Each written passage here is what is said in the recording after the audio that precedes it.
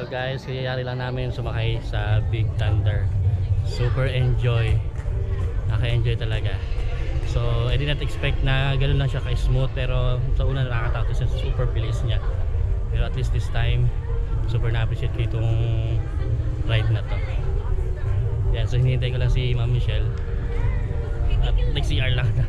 So sobrang 2 hours kami na yan. 2 hours kami naghintay just for this ride. Ayan, so guys, so if you are planning to go to Tokyo Disneyland, so I suggest this ride. Try this one. Nakaka-excite talaga siya. So una para nakakatakot kasi super bilis na. Pero super na-enjoy ko talaga.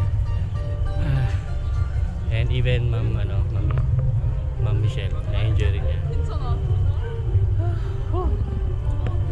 So, and guys, mamaya naghanap ulit kami ng puntahan namin.